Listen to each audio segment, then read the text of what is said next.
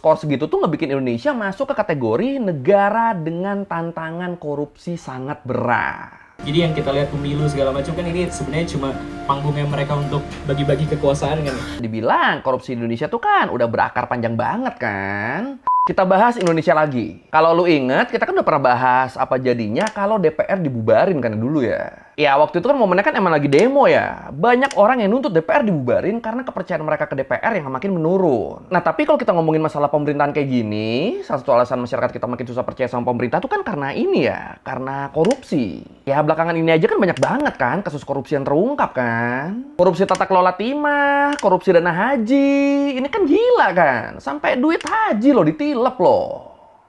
Ini kan artinya budaya korupsi di kita kan emang udah separah itu kan. Tapi jujur gue jadi penasaran sih, kalau dibanding sama negara-negara lain di dunia, emang separah apa sih korupsi di Indonesia? Terus apa nih alasan yang bikin korupsi di Indonesia tuh susah banget hilangnya? Ya udah kalau gitu, langsung kita bahas separah apa korupsi di Indonesia. Kenapa korupsi di kita ini susah banget hilangnya? Di Learning by Googling. Oke, sebelum kita breakdown alasan korupsi di Indonesia yang susah banget hilangnya, enaknya kita bahas dulu nih. Emang separah apa sih tindak pidana korupsi di Indonesia? Jadi kalau kita mau tahu negara kita nih sebersih apa atau sekorup apa, itu kita bisa lihat dari CPI. Dari Corruption Perceptions Index, indeks persepsi korupsi.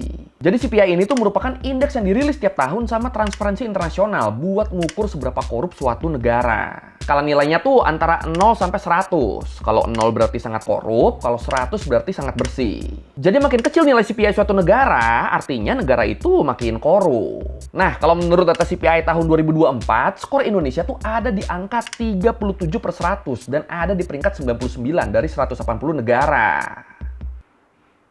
Jelek banget ya, 37/100 loh. Dan ini skor segini tuh bahkan ada di bawah nilai rata-rata global loh, yang ada di angka 43/100. Jadi ya emang berasa busuk banget ya negara kita ya. Dan gilanya lagi di tahun lalu bukannya membaik, kalau menurut rilis CPI tahun 2025, skor Indonesia tuh malah nyungsep jadi 34/100. Dan peringkat kita juga turun drastis ke posisi 109 dari 182 negara. Ini gimana ya? Pengen denial, pengen bilang, nggak mungkin. Tapi kelakuan pejabatnya gitu kan. Oh ya, terus kalau kita ngelihat di rilis CPI-nya nih, skor segitu tuh ngebikin Indonesia masuk ke kategori negara dengan tantangan korupsi sangat berat. Dan lagi-lagi kalau ngelihat realitanya, ya saya setuju Indonesia masuk ke kategori ini. Kategori negara dengan tantangan korupsi sangat berat. Yeah, boy. Corruption is one of Indonesia's biggest problems, and every election, candidates promise they will do more to stamp it out. But once they're in power, nothing much changes. Tapi terus yang jadi pertanyaan, emang pengaruh apa sih skor CPI ini ke negara? Emang skor CPI bagus tuh artinya negaranya lebih baik? Nah, buat ngejawab ini, coba kita bandingin di Asia Tenggara deh. Nih, kalau kita lihat di Asia Tenggara, skor CPI kita tuh ada di peringkat 6 dari 11 negara. Bener-bener ada di tengah-tengah kita. Di atas kita tuh ada Singapura, Brunei, Malaysia, Timur Leste, sama Vietnam. Ya, Singapura, Brunei, Malaysia nggak usah kita omongin lagi lah. PDB per kapita mereka kan emang lebih tinggi dari kita kan. Terus ada Vietnam yang belakangan ini emang digadang-gadang jadi kekuatan ekonomi baru di Asia Tenggara. Jadi ya oke lah. Nah masalahnya terus ada Timur Leste nih yang menarik nih. Kita di bawah Timur Leste loh. Iya, jadi kalau menurut Asian Development Bank, walaupun Timur Leste itu sampai sekarang tuh masih menghadapi masalah kemiskinan, tapi ternyata pertumbuhan ekonomi mereka tuh jadi salah satu yang terbaik di Asia Tenggara loh. Jadi salah satu yang paling pesat. Dan perekonomian mereka ini kebanyakan disokongnya tuh sama investasi dan belanja domestik, bukan ngandelin belanja pemerintah. Emang itu artinya apa? Artinya ekonomi mereka berjalan dengan sehat. Dan gara-gara alasan inilah Timur Leste jadi dipercaya sama banyak lembaga internasional buat dapat dana hibah. Ya, emang mantep ya Timur Leste ya. Peringkat 73 loh dia loh CPI-nya loh. Lah kita 109. Sementara di bawah kita, ya lu lihat sendiri tuh, negara-negara yang sering banget kita bahas di Learning by Googling. Gara-gara emang banyak banget kan masalahnya kan. Myanmar dikuasain junta sama perang saudara. Kamboja jadi sarang kartel judo. Laos lagi ngalamin masalah ekonomi parah. Thailand juga ekonominya kan lagi lesu banget kan. Terus Filipina juga ya sama kayak kita. Susah berkembang karena ya pemain politiknya itu-itu aja. Dan yang harus kita tahu juga, angka CPI ini tuh jelas nggak sembarangan muncul ya. Angka ini tuh beneran mencerminkan realita korupsi di Indonesia yang emang separah itu. Ini kita pakai beberapa contoh kasus terbaru deh. Nih, kalau berdasarkan temuan OTT KPK, operasi tangkap tangan KPK, disebut di awal tahun 2026 ini aja tuh udah ada beberapa kasus dugaan korupsi. Misalnya di Madiun, ada dugaan wali kota Madiun ngelakuin pemerasan ke instansi swasta di sana dengan kedok dana CSR. Sama terus ada juga kasus pungli, pungutan liar ke pengusaha hotel dan minimarket di sana. Bahkan ada satu kasus yang menurut gue parah banget sih. Jadi si wali kota ini tuh dia tuh diduga memeras satu kampus swasta di sana. Modusnya jalan masuk ke kampus itu harus disewa selama 14 tahun dengan nominal 350 juta rupiah. Ini kan biadab kan, lembaga pendidikan loh malah diperas loh. Dan gara-gara kasus ini, total kerugian yang dialami berbagai pihak tadi itu diperkirakan mencapai miliaran rupiah. Komisi Pemberantasan Korupsi juga menetapkan Wali Kota Madiun Maidi sebagai tersangka kasus dugaan pemerasan dengan modus fee proyek dan dana CSR serta gratifikasi. Maidi diduga meminta uang ke minimarket sampai waralaba. KPK menjelaskan Maidi sudah mengantongi 600 juta rupiah hasil keliling ke sejumlah developer sejak Juni 2025. Terus ada juga kasus di Pati yang juga dilakuin sama pemimpin daerahnya, sama bupatinya. Jadi ada dugaan Bupati Pati dia tuh masang tarif 165 sampai 225 juta per orang buat yang pengen lolos seleksi perangkat desa. Ini apa coba namanya kalau nggak jahat, kalau nggak gila? Ada orang mau ngabdi buat desa anjir malah disuruh bayar loh. Wah.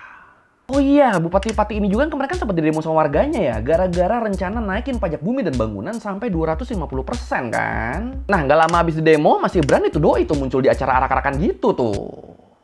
Ya, emang kocak ya orang ya kalau udah putus urat malunya ya.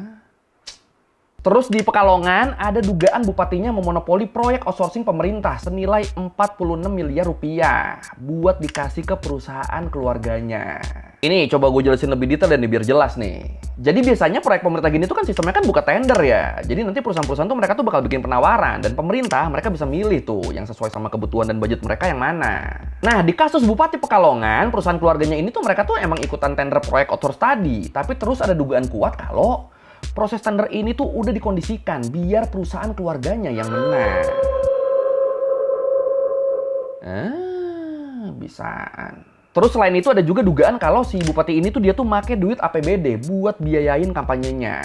Iya, jadi doi ini emang petahana nih. Sebelumnya udah ngejabat dari 2021 sampai 2025 dan pas pemilu 2024 dia nyalon lagi. Nah, disitulah dia diduga make duit APBD buat kampanye, bayar tim sukses dan berakhir dengan menang.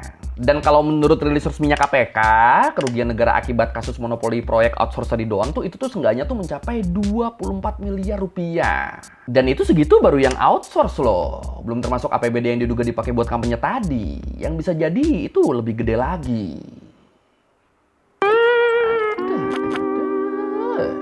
Dan ingat, 3 kasus ini tuh bisa dibilang cuma sebagian kecil aja ya. Soalnya dalam kurun waktu setahun aja, kasus korupsi yang ditangani berbagai lembaga penegak hukum tuh kan jumlahnya kan bisa ratusan kan. Ya itu kan yang 3 tadi aja tuh kan yang kena OTT di bulan Maret ini kan. Selain itu ya masih banyak lagi. Aduh, mulai pusing gak sih? Informasi berikutnya, Saudara, Komisi Pemberantasan Korupsi KPK menangkap Bupati Pekalongan Fadia Arafik dalam operasi tangkap tangan di Jawa Tengah. KPK juga menangkap 2 orang lainnya yang merupakan ajudan dan orang kepercayaan sang bupati dalam dugaan korupsi. Tapi menariknya, kalau menurut ICW, kalau menurut Indonesia Corruption Watch, dilansir dari Tempo, disebut dari tahun 2023 ke 2024, jumlah kasus korupsi yang berhasil ditangani itu sebenarnya tuh menurun loh. Dari 700-an kasus di tahun 2023, jadi cuma 300-an kasus di tahun 2024. Cuma nih, walaupun jumlah kasusnya turun, tapi potensi kerugian negara tuh malah meningkat drastis. Nih, di tahun 2023, negara tuh diperkirakan rugi sebesar 28,4 triliun. Di tahun 2024 ketika kasus korupsinya menurun, nilai kerugiannya malah melonjak sampai hampir 300 triliun. Ini kan edan kan, 10 kali lipat loh naiknya loh. Kenapa kerugiannya lebih gede? Ya, kalau lu ingat, angka kerugiannya ini tuh bisa gede, itu tuh gara-gara waktu itu ada kasus korupsi Tata Niaga Timah kan, yang emang edan-edanan nilainya. Dan kalau misalnya lu nggak kebayang, emang duit 300 triliun tuh sebanyak apa sih? Ini, kalau lu punya duit segitu, lu bisa langsung jadi pemilik Barca sama Real Madrid sekaligus. Dan itu pun masih ada kembalian beberapa puluh triliun tuh. Atau kalau misalnya pakai analogi perusahaan di Indonesia deh, dengan duit segitu lu tuh bisa ngebeli Goto 5 biji. Jadi ya emang sebanyak itu tuh 300 triliun tuh. Di kita hilang gitu aja. Makanya gue tuh suka kesel, gue tuh suka ngebayangin andai duit segede gitu nggak dikorupsi, pasti bisa tuh dipakai buat nanganin jalan berlubang, sekolah reot, atau kasus warga miskin yang meninggal gara-gara nggak bisa berobat. Malah dikorupsi dong. Nah terus yang jadi pertanyaan selanjutnya, apa sih emang yang bikin kasus korupsi di Indonesia tuh seakan-akan gak ada habisnya? Dan setelah gue cari-cari, setelah gue tile-tile, gue nemu satu hal yang jadi salah satu alasan utama kenapa budaya korupsi di Indonesia masih separah itu. Masalah yang namanya patronase. Apaan tuh? Kalau menurut buku Korupsi, Patronase dan Gerakan Anti Korupsi yang dirilis sama Transparansi Internasional Indonesia disebut patronase itu merupakan praktek distribusi sumber daya material demi memelihara dukungan politik. Atau simpelnya praktek balas budi yang dilakuin pejabat buat pihak-pihak yang udah bantuin dia buat naik. Ya modal buat berpolitik itu kan gede ya. Lu harus bayar tim sukses, bayar jasa kampanye digital di sosmed, cetak banner dan poster, sampai bikin panggung musik buat kampanye. Ya kebayang lah berapa banyak tuh butuh modalnya tuh buat itu tuh. Apalagi orang kita kalau mau nyoblos tuh kan jarang banget kan yang mau baca visi misi kandidatnya kan. Maunya nyoblos calon yang mau bayar mereka. Mau itu pakai duit ataupun bansos, asalkan dapet ya langsung tuh coblos tuh udah tuh. Nah masalahnya buat ngebagi-bagiin duit atau bansos segini kan nambah lagi tuh kan modalnya kan. Dan dengan kebutuhan modal yang segini gede, jelas mereka butuh investor dong. Butuh orang yang bisa ngasih dukungan, mulai dari dukungan suara sampai dukungan duit. Nah di sini para investor ini mereka tuh biasanya tuh dijanjiin sesuatu kalau si calon menang. Dijanjiin proyek lah, dijanjiin jabatan lah, ya pokoknya ada timbal baliknya lah. Jadinya waktu si calon ini beneran kepilih jadi pejabat, entah itu jadi bupati, wali kota, gubernur, sampai presiden, mereka bakal bagi-bagi kue. Mereka bakal ngebagi-bagiin jabatan atau proyek buat pihak-pihak yang sebelumnya ngebantu dia. Buat orang-orang yang sebelumnya jadi investor dia. Atau bisa juga si investor ini dia tuh dikasih izin lebih gampang kalau mau ngapa-ngapain. Perlu izin buka tambang, gampang. Mau izin reklamasi, aman. Jadi ya beneran kayak investasi aja udah masuknya. Dan namanya jadi pejabat yang dipakai buat bayar utang budi ini ya ujung-ujungnya negara. Mulai dari duit pajak lah, sumber daya alam lah, bener-bener alat pembayarannya tuh make aset negara. Jadi ya kebayang kan kenapa patronase bisa jadi alasan utama yang ngebikin korupsi di Indonesia susah hilang. Ya emang separah itu ya ternyata ya.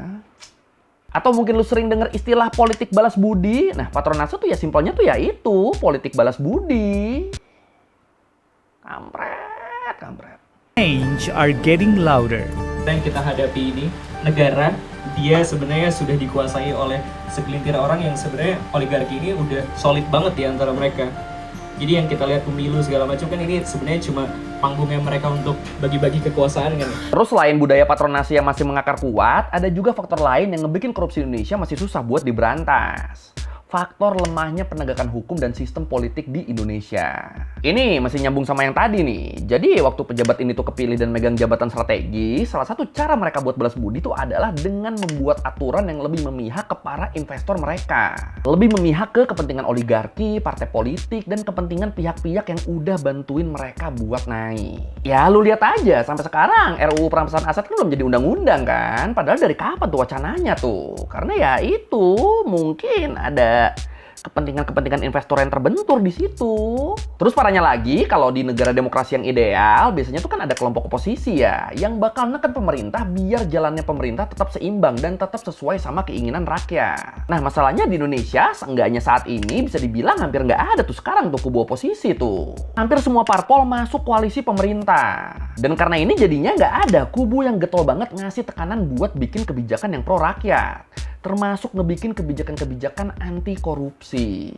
Terus alasan yang ketiga yang menurut gue nggak kalah penting adalah rekam jejak budaya korupsi itu sendiri. Ya, kalau menurut korupsi dalam Hasanah Arsip, jejak korupsi masa VOC hingga Hindia Belanda, bisa dibilang korupsi Indonesia tuh kan udah berakar panjang banget kan. Sejak zaman VOC, Hindia Belanda, sampai Indonesia merdeka. Itu ada aja tuh.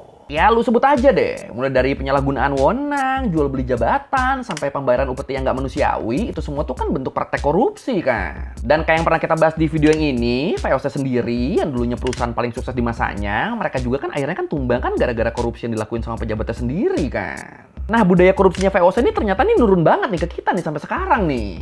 Jadi ya, sejarah yang mengakar kuat inilah yang mungkin akhirnya membuat kebanyakan dari kita membiasakan tindakan-tindakan kecil yang sebenarnya adalah tindakan korupsi. Ya, coba aja deh ngaku deh, siapa di sini yang pernah ngurus KTP, SIM, STNK, atau dokumen negara lain sambil ngasih uang rokok atau uang pelicin? Biar prosesnya lebih cepat. Ayo, siapa ayo? Atau sesimpel bayar parkir liar deh, atau pungli-pungli di tempat wisata deh. Itu juga kan bentuk sederhana dari korupsi tuh. Dan sedihnya, mirisnya, masih banyak banget dari kita yang mewajarkan itu karena khawatir dicap jahat kalau nggak mau ngasih. Nah, bibit-bibit kayak gini nih kalau menurut gue nih lama-lama bisa bikin kita mewajarkan hal-hal yang salah kan. Bisa bikin kita mewajarkan korupsi kan.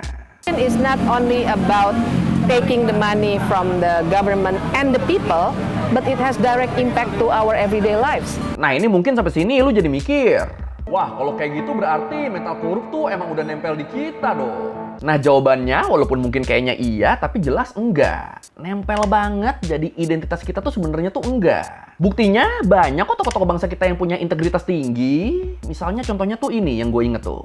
Sri Sultan Hamengkubuwono IX yang minta ditilang karena sadar dirinya ngelanggar lalu lintas. Ini raja loh doi lo, ngejabat wakil presiden pula waktu itu. Tapi nggak ada tuh dia manfaatin jabatannya buat minta kelonggaran hukuman. Ini baru nih Raja Jawa nih.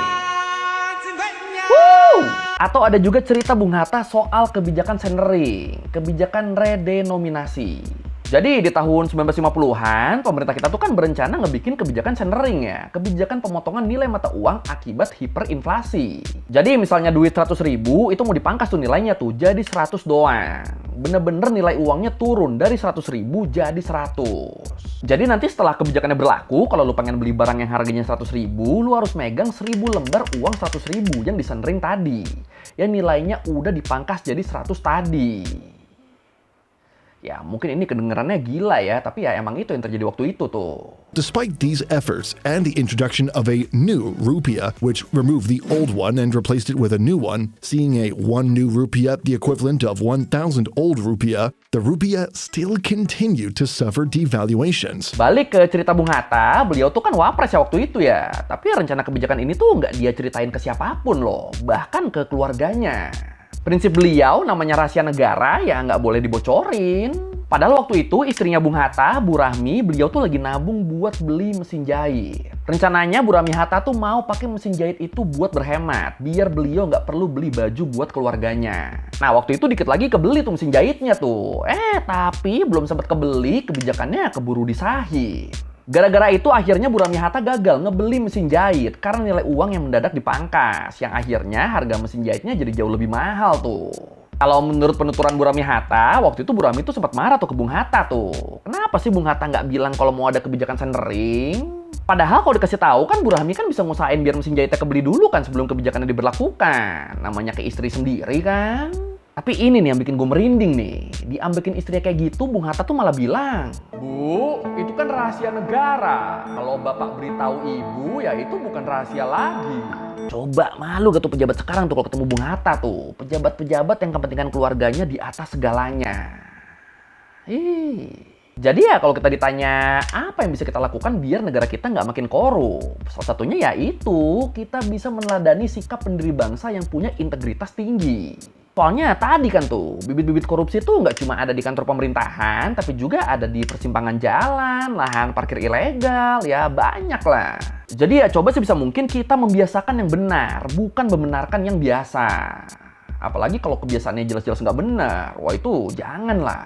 Bodo amat mau dibilang sok suci kek, mau dibilang biasanya juga gitu kok, bodo amat. Pokoknya kita harus bilang yang salah ya tetap salah. Ya coba lu bayangin deh, kalau dari hal kecil yang lu lakuin bisa bikin orang lain sadar, bisa bikin kebiasaan buruk tadi jadi hilang, jadi berubah, itu apa nggak jadi amal jariah buat kita tuh? Masya Allah, Masya Allah, Masya Allah. Dan kalau menurut gue pribadi, di era sosial media sekarang, kita juga bisa loh nunjukin integritas kita dengan cara berisik di sosmed. Tapi ya pastinya berisiknya nih nggak asal berisik ya. Berisik yang gue maksud tuh kita harus aktif memantau dan melaporkan kalau ada hal-hal yang mengindikasikan tindakan korupsi.